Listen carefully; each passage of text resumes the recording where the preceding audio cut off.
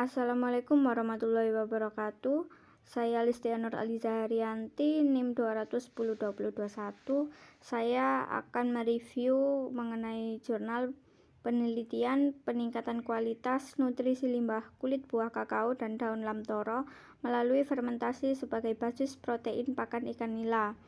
Identitas jurnal yaitu Jurnal Penelitian Pertanian Terapan volume 13 nomor 2 108 115 ISSN 1410-5020.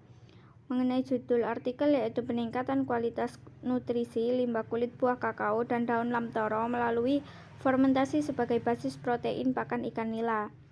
Identitas penulis sendiri yaitu ditulis oleh Nur Indarianti dan Rahmawati tahun 2013.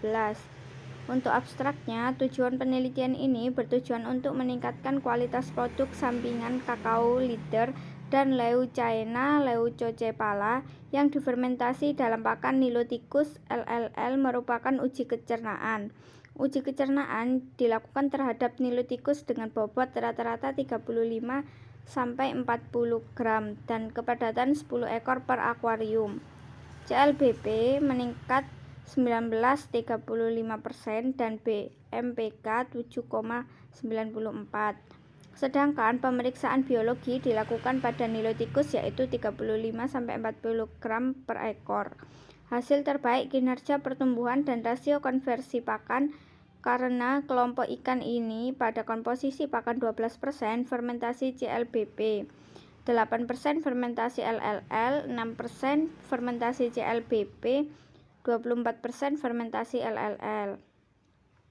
Untuk pendahuluan, potensi bahan pakan non-konvensional pakan ikan yang banyak terdapat di Indonesia diantaranya limbah perkebunan dari kulit buah kakao dan daun lamtoro. Sedangkan daun lamtoro memiliki kandungan protein sekitar 34 hingga 38%.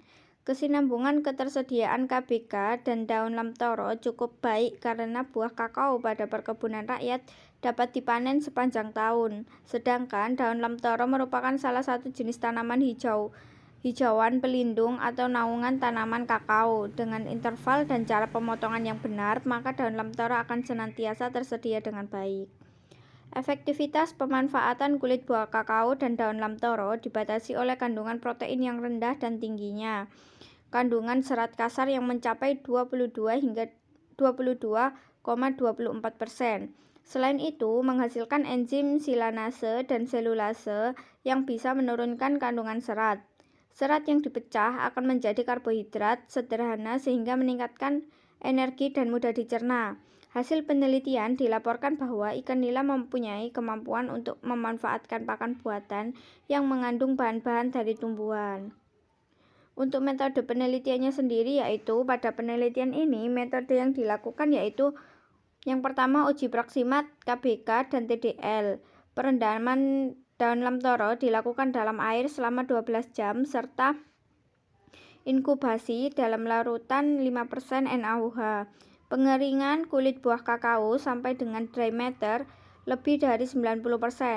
Proksimat terhadap kandungan nutrisi TKBK dan TDL yang meliputi protein, karbohidrat, serat kasar, lemak, abu, ADF, NDF, selulosa, hemiselulosa, lignin, profil asam amino, antinutrisi, mimosin, theobromin. Yang kedua yaitu fermentasi menggunakan kapang Aspergillus niger. KBK dan TDL difermentasi secara terpisah. Proses fermentasi dilakukan selama 3 hari. Substrat yang telah difermentasi kemudian dipanen, dikeringkan, dan digiling. Untuk yang ketiga yaitu uji kecernaan bahan baku.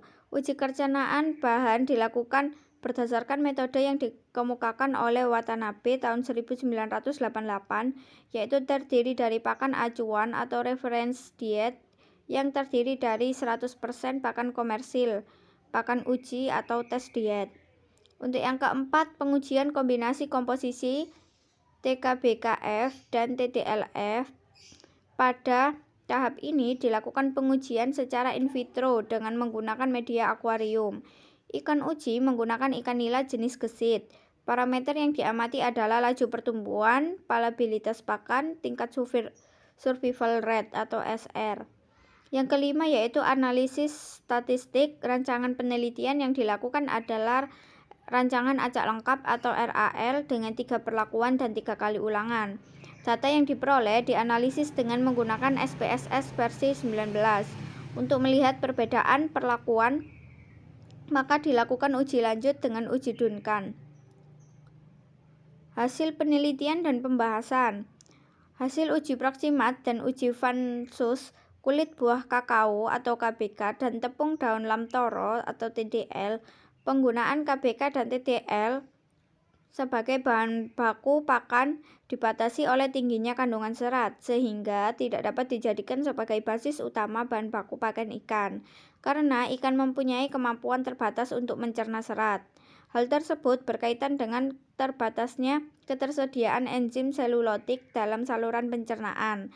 Bahkan pencampuran KBK dan TDL pada level tertentu dapat menghambat pertumbuhan ikan.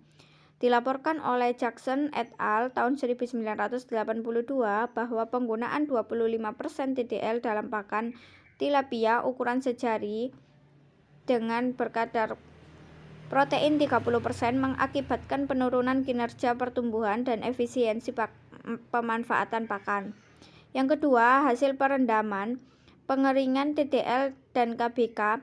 Hasil analisa kandungan mimosin setelah proses perlakuan dapat mereduksi kandungan mimosin hingga 67% dari 5,96%. Dari 5,96% BK menjadi 2,2% BK. Pengaruh toksik spesifik secara klinis dan dosis letal theobromine terhadap ikan belum diketahui, namun pada hewan tertentu telah dapat menyebabkan keracunan. Hal ini dikarenakan metabolisme tubuh hewan tersebut tidak dapat mencerna kandungan kimia ini secara efektif. Mimosin berpengaruh terhadap tingkat kecernaan pada pakan ikan. Hasil fermentasi kandungan nutrisi dan fraksi serat KBK dan KBKF. Fermentasi KBK dengan Aspergillus niger dapat menurunkan serat kasar sebesar 51,48% dan meningkatkan kandungan protein sebesar 78,67% dan menurunkan kandungan fraksi serat. Yang keempat yaitu kandungan nutrisi dan fraksi serat TDL dan TDLF. TDL yang difermentasi dengan Aspergillus niger mengalami penurunan serat kasar sebesar 46,61% dan terjadi peningkatan protein sebesar 18,25%. Yang kelima yaitu nilai kecernaan protein dan kecernaan bahan dengan menggunakan 30% bahan uji yang difermentasi dengan Aspergillus niger lebih tinggi dibandingkan dengan bahan tanpa fermentasi, baik untuk KBK maupun TDL. Penggantian pakan acuan dengan pakan uji sebesar 30% menurunkan kecernaan dari pakan tersebut. Namun demikian, kecernaan total pakan berbahan baku KBKF dan TDLF masih jauh lebih baik daripada pakan berbahan baku KBK dan TDL. Secara umum, batas toleransi ikan terhadap kandungan serat dalam pakan sebesar 8%. Kandungan serat yang terlalu tinggi akan menekan pertumbuhan. Serat yang melebihi batas maksimal akan menurunkan nilai gizi pakan. Untuk kesimpulan, yaitu fermentasi KBK dengan Aspergillus niger dapat menurunkan serat kasar sebesar 51,48% dan meningkatkan kandungan protein sebesar 78,67%. Sedangkan penurunan serat kasar pada TDL sebesar 46,61% dan terjadi peningkatan protein sebesar 18,25%. Hasil uji kecernaan terjadi peningkatan kecernaan total dari KBK 52,37% menjadi 60,3% pada KBKF, sedangkan pada TDL 54,89% menjadi 61,43%.